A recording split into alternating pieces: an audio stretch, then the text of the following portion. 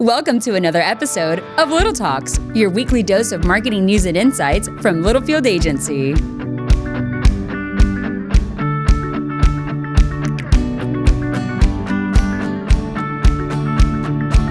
Hello, everybody. Happy Tuesday, the Tuesday after the Masters. If you're tuning in here today, I've got my Masters hat on. I thought about going shirt and belt. I did not. But welcome back to another edition of Little Talks with Littlefield Agency.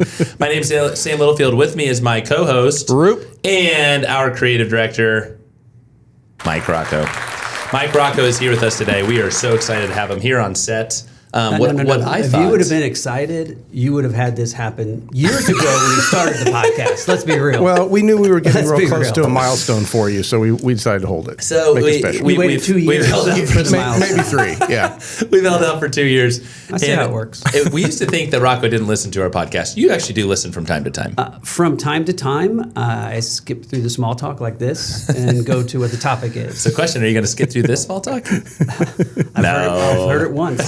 I've heard it once. A lot of you listeners know this. There are some of you that may not know this. Mike Rocco is our creative director, a very special creative director who just celebrated his 20-year anniversary here at Littlefield Agency on Saturday. It was an ode to Rocco last week. Rocco, on Thursday, what'd you walk into?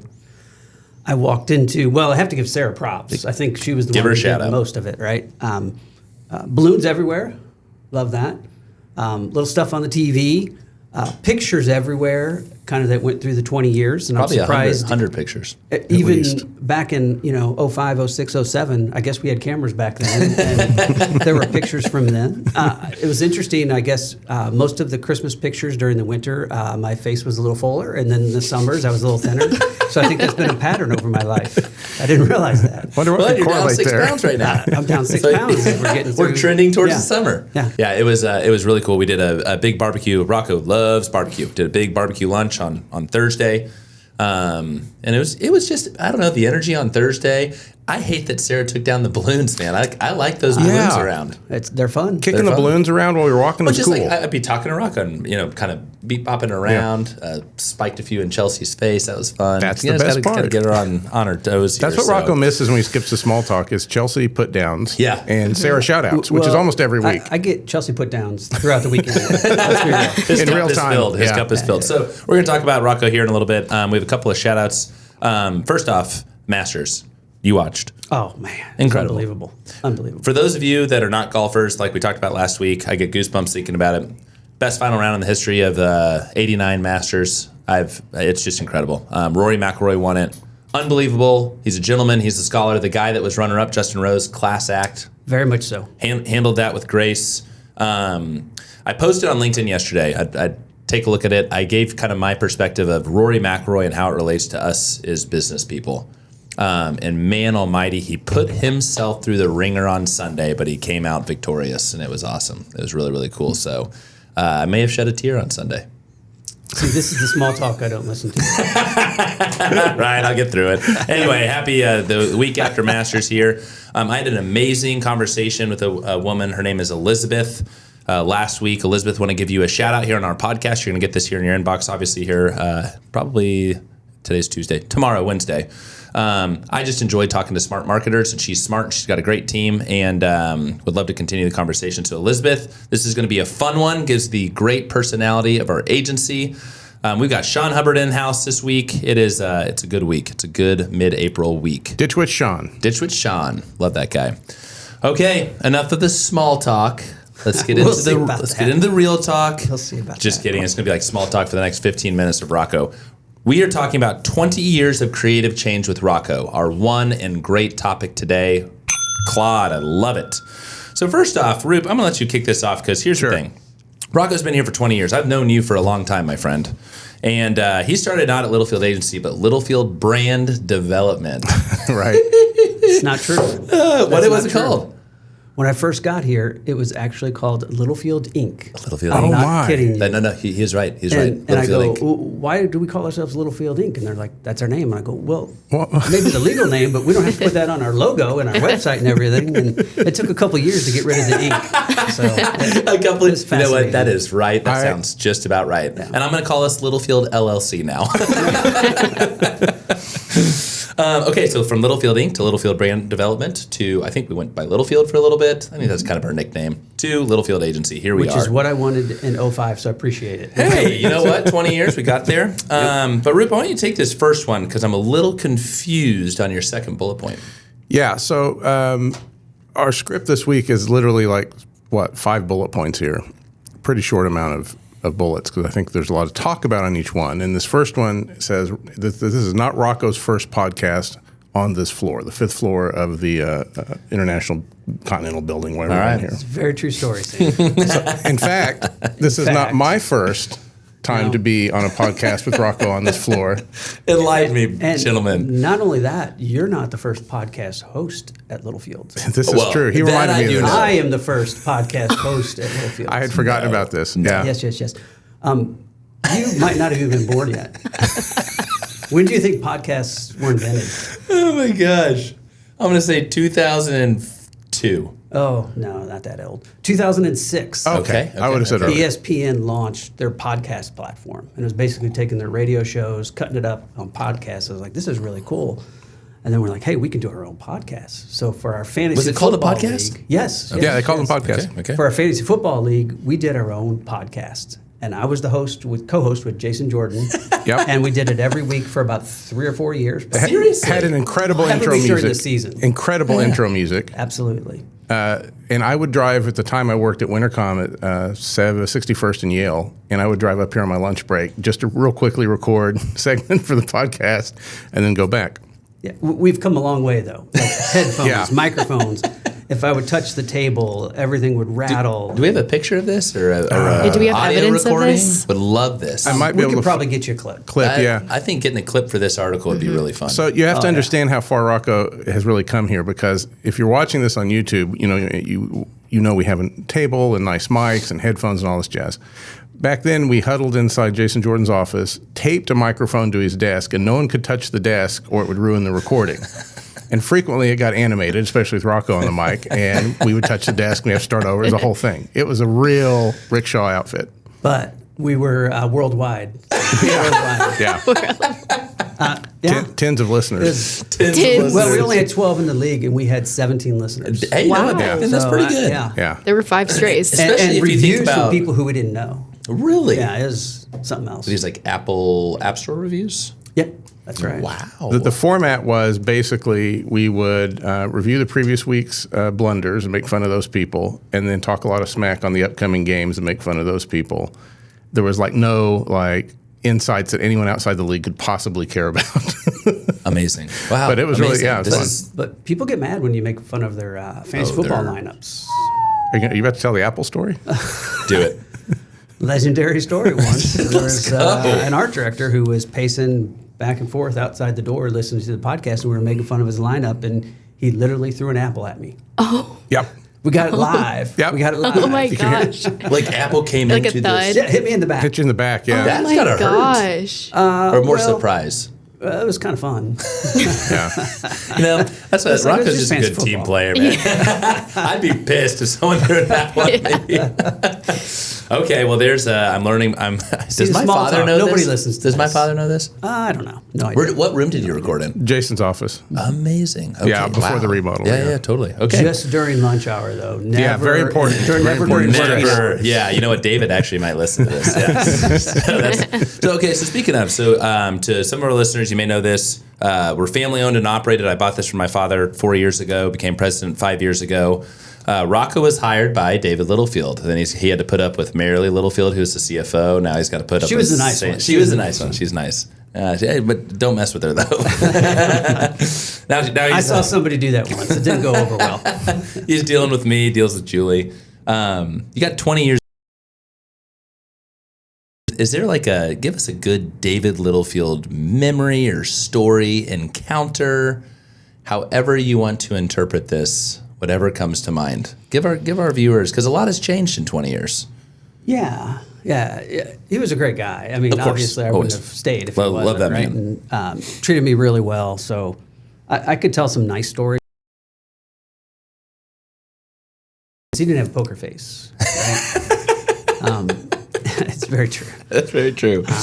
And as he got later in his career, he would get more and more frustrated at the 20-somethings coming into the business knowing it all, right? And we have a client, Shan Kirtley, who had a great line of, like, these kids, they have a BS in everything and a master's in nothing. And I thought that was a brilliant line. It's a great Shan quote.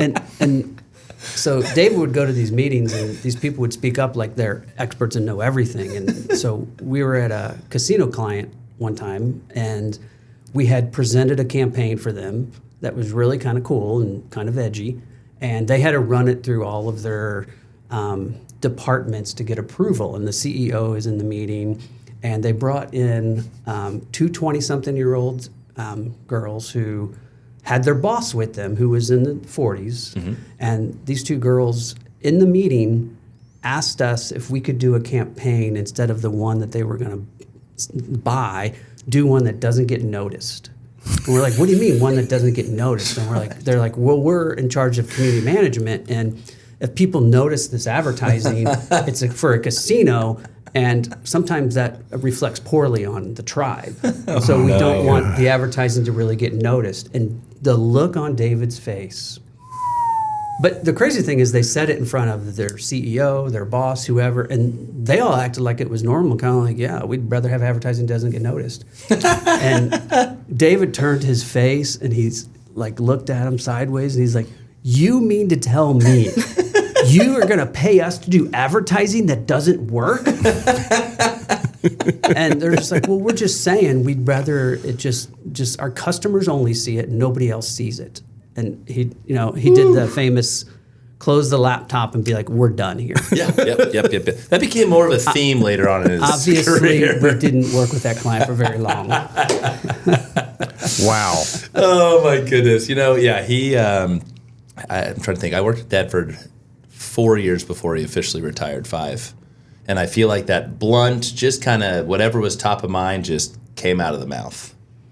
You know what, though? But sometimes you know it's where you very stand. good. No, that's very totally. good. And you know what? Yeah, he's not going to say something he doesn't mean. I mean, it's all good stuff. No, of course. He was fantastic to me, to my family. He has supported so many people who went through things over the years. I'm going to get sentimental here. Please. Right? So the one thing that I have to say, the most impactful thing he did for me, probably didn't know I was going to bring this up today, but like my daughter went through cancer treatment, right? 3 years leukemia treatment at St. Jude, and first couple weeks when she was diagnosed, he's like, take all the time you need. I was there for a couple of weeks. I took time off during the 3 months while she was at St. Jude, and he was so supportive of that. Never complained about me missing work or anything like that, and hugely impactful. And I know he had done that for other people before me who might have had some family member who was really sick. And so I think that idea of family first, Totally. He not just lived it in his own life, but he let us live it in our lives. So I think that was a big impactful thing. Well, and I remember too, and you never saw this, at that moment, I remember a lot of employees, because we were all very concerned for the Rocco family, came to Dad, and my mom was CFO at the time, with a lot of great ideas. And I remember we put a basket together that was approved by David Littlefield, had an iPad for Ellie and all sorts of stuff. And they came up with these you remember the old Livestrong bands? Do you still have yours, Rocco? Yep. Solid as a Rocco. I always loved that. I wore that until Ellie was released. But cool ideas like that. And that's why I think Dad was so successful in his career, because he treated people. Yep. And when people come, they stay because they feel like it's family. Yeah. Yeah. And in the blink of an eye, 20 years later, here you are. Here I am. Dealing with another Littlefield. And, I'd say you graduate, you're 22, and so I must be 42, but it's not my first place. So I was 3 years, and 5 years at other places, and ready to move on. Growth had stopped, whatever. And so the fact that I stayed for 20 years, I think, is a testament to him and his philosophy of the agency. Amen to and that. what an agency should be doing. It's not just about the family side. It's about the opportunity to do cool stuff for clients. And I think we have had that here through all these years. I love that. Well, and here's the thing. Dad is still blunt, but he's also getting more sentimental. So, Dad, as you hear this, hold back those tears, my friend. I love that. Okay, Rocco, so pivoting, biggest change you've seen at the agency? Because think about it. You've gone through a lot of big changes. social media, The invent of the podcast. invent of the podcast, right? To everything we talked about today with AI. But what do you think is a big significant change you've seen? I think the biggest change, and probably not something you were necessarily expecting, please.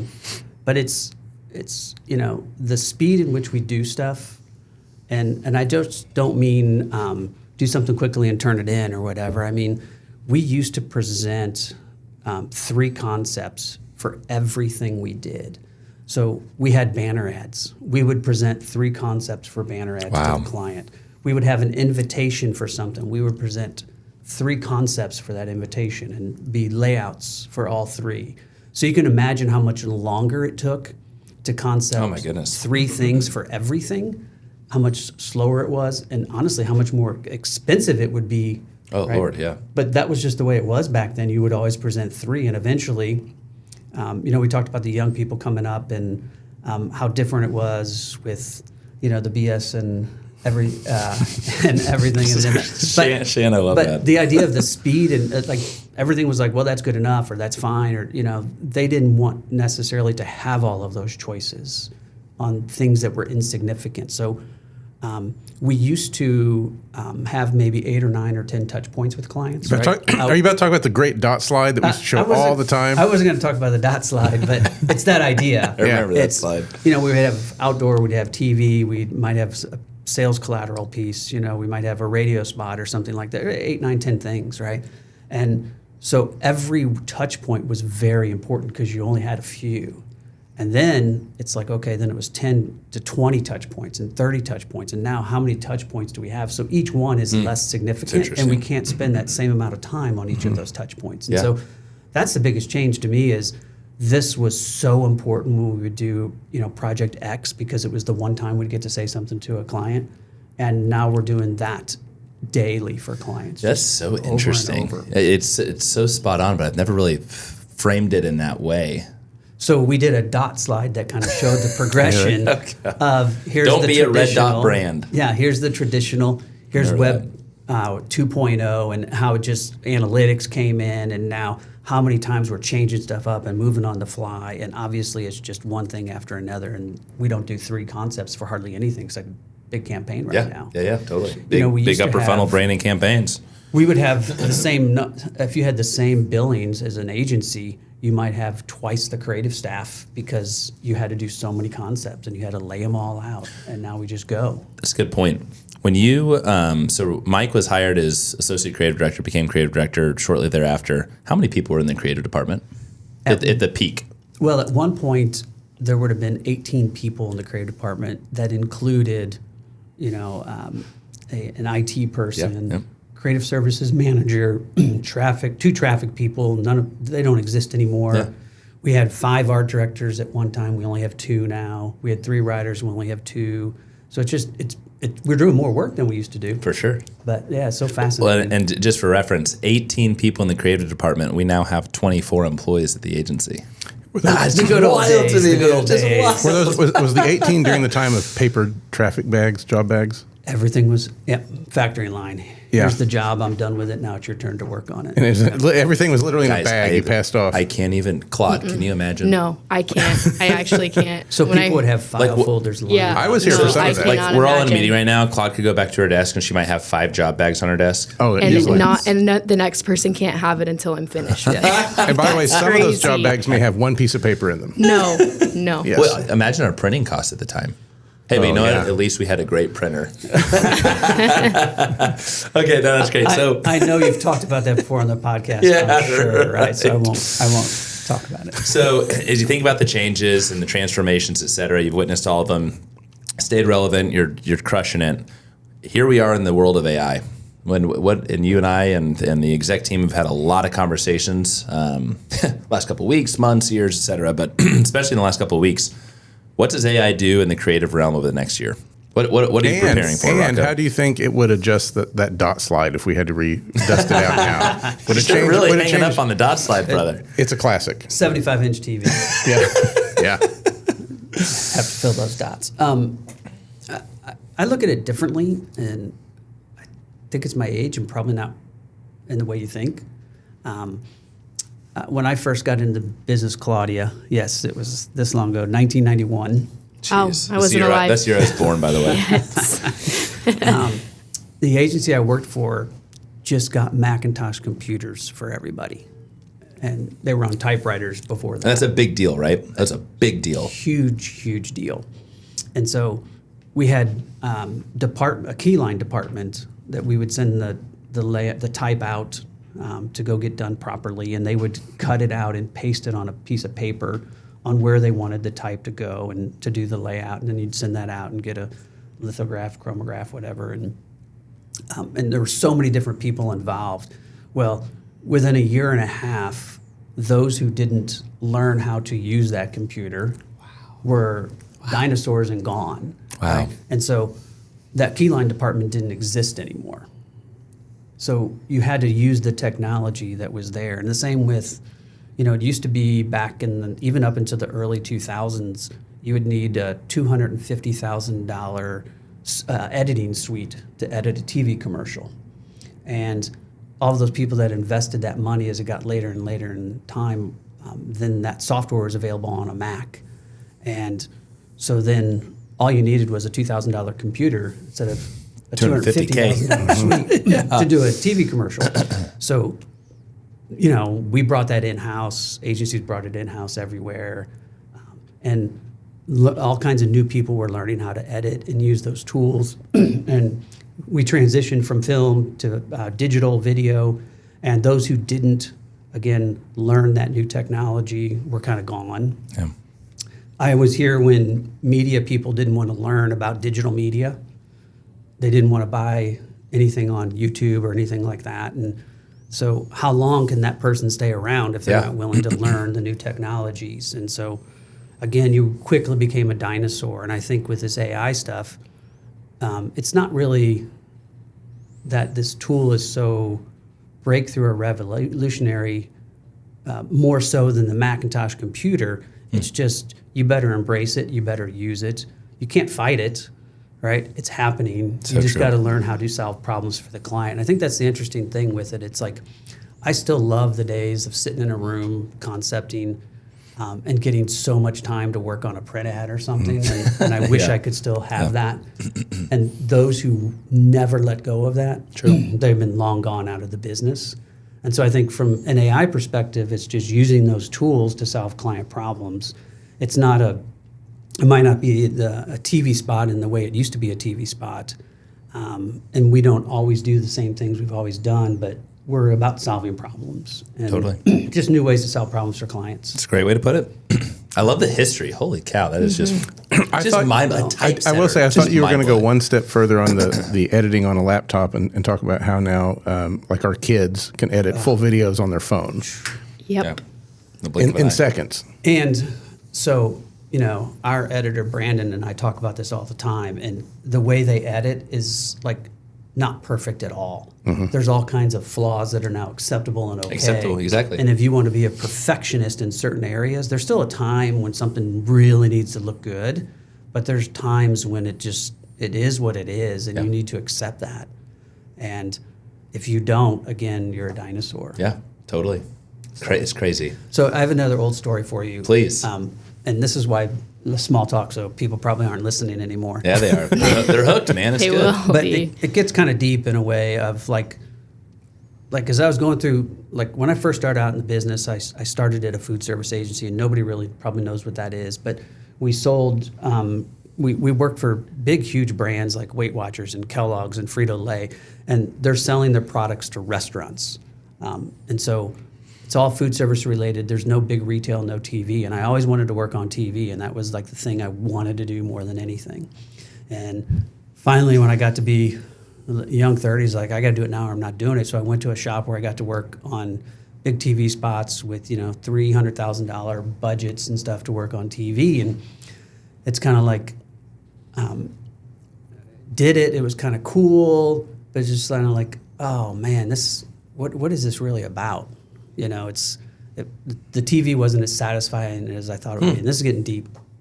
So I was watching this United Airlines commercial one time, and it was this illustration kind of animation of this guy who went through his whole life, like childhood to teenage years to being a guy working in an office with a briefcase. It was a very sad commercial. And he'd kind of always look up and see a plane and kind of look down. And eventually it was his retirement, and they had a party for him, and he just kind of walked out and they all waved, and then he was by himself walking down the street. Went to his house and he looked out the window and there's a plane going up. And it's like, the whole point was now he's going to go, it was supposed to be meaningful and impactful in that way. Now he's going to go in retirement and fly everywhere and see the world. But I just thought, man, what a sad life and sad existence. And I was like, what am I even doing in advertising? This is kind of weird. Wow.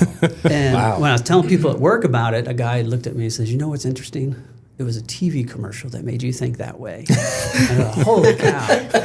And so it kind of changed my perspective on it. Wow. Really, it did. Of like, Wow. It's not about the TV commercial. It's about the impact you can have on people emotionally, right? And not just through the work you're doing. Like, I think since then I've done some TV spots that are very emotional and move some people. But I think we are problem solving, right? And so this kind of eventually gets to the AI thing, right? It's like you're coming up with solutions for a client that impacts their brand. They get a whole bunch more in sales. They live such a better life, right? They can feed their families. They can go on vacations themselves. And so one of my favorite taglines I've ever worked on is for Bank of Oklahoma, and it was "Long live your money." Yeah. And I think it wasn't a TV commercial, although we did one that was emotional. It was a tagline that for them, for 10 years, they used it. And I would argue that impacted their brand like by tens of millions, hundreds of millions of dollars over those 10 years. And so many of those people there had a better life because of that. Wow. Right? And so I try to look at it that way. You know, we got clients like Ditch Witch that I've worked on for 20 years. And I think the more impact we have on their business, right, the better life those people live. Their customers that use our products can live a better life and feed their families. Yes. Grasshopper, we've had Mo Day now for 4 or 5 years as a big campaign idea, and I think it impacts their business in a way that they all live a better life. So it's kind of that, you know, back to the AI, it's like you're just solving problems for clients. You might do it in a different way, but that's all you're doing, right? And so as long as you like solving problems and you adapt to the tools and you use the tools, and I'm doing stuff way differently now than I've ever done, you're going to solve problems for the clients. And not only do you impact then the client's business, right? The people you work with, hopefully I've had an impact on them over the years, right? In a way of like, hey, they like working here. Hey, they're able to do stuff with their kids too and their families, and they're able to do cool work that they're proud of. And you kind of get the best of both worlds there at home and work. And so, again, just that idea of using the tools, keep learning, and keep solving problems for clients' business. I love it. I love it. I love it. So on that note, you've been since 1991. That's 33 going on 34 years in this crazy lucrative business, 20 of which have been at Littlefield. Hasn't aged me at all, has it? You know what? Here's the thing. If you're watching this video, this man still has the same set of hair, just a few grays on the side, but that's it. It's incredible. I mean, it's unbelievable. He's got the thickest head of hair I know. It's the Italian. It's the it's the Italian. I posted about this last week. Rocco, you come across. He's loved by everyone here at the agency. He's respected by all of our clients. And you're just a fabulous creative director and a great human with a great father, a great husband. And so my wife might argue that last part. You know what? I think that wife sure does dig Mike Rocco. And she's amazing. And she's been part of this 20-year stretch. So Mr. Rocco, thank you for everything. I mean, it's been, and I'm excited. He's not done. We still got years ahead of some great work, and God knows what we're going to be talking about in a few years. I still like coming in every day. Go figure. Yeah, right. So anyway, buddy, I really enjoyed last Thursday. It's really been great. It's been great working with you. Rocco and I had an experience years ago. First time really getting to hang out with them was at a magnet meeting when I was not in the business and I was 21 years old. And Rocco's first impression of me probably wasn't great because I was having some cocktails as a 21-year-old, and maybe we took a... Using your BS degree? Using my BS degree. I was in jeans and an untucked shirt, and this guy's in a suit and tie, and I'm like, dude, what are you doing? He's like, yeah, my dad's making me wear this. I wish I didn't have to. Hey, I don't want to look like I'm mowing the lawn, right? So anyway, hey, we hope this is just a great episode. my favorite of the year, and we hope you enjoy this. Get a glimpse of Rocco as a human, as a creative director, as a great employee. And like I said, Rocco, thank you for everything. And thank you for being on the podcast. And we know that you're going to listen to all of this and the small talk. Apparently, according to Claudia, it's one of the longest. So sorry about the old man stories. Hey, Oh, no, it's okay. We need a part 2, because I was going to say we could easily go for another hour, because there's just all sorts of good Lauren stories. So, Roop, we good? We are. By the way, I would like to mention, Rocco technically hired me. Did you know that? Oh, I guess that's Wow. true. Yeah. Yeah. So, Interviewed, hired. so yes, Yeah. thank you. Yeah, absolutely. Yeah. He interviewed well. Go figure. Yeah. Right. No, You know what it was? Checks out. It was the fantasy football committee. I could go on why I hired him, but that's in 20 years from now when I'm on the next I was gonna say, episode. that sounds great. Yeah. That is fun for one. And when we're celebrating, because Roop's going to make his way to 15 years here quick. So, okay, everybody. As always, we thank you for your time. Rocco, we're going to look at that middle camera, and we're going to say goodbye and see you next week. You all have There's a great, 2 middle cameras. great week. The big one. The big Favorite one. one. We'll see you guys. Adios. Bye-bye. Later. And that's a wrap. We hope you've enjoyed our little chat and found ways to grow your own marketing strategies. Remember to subscribe wherever you listen to podcasts and follow us on social media @Littlefield Agency.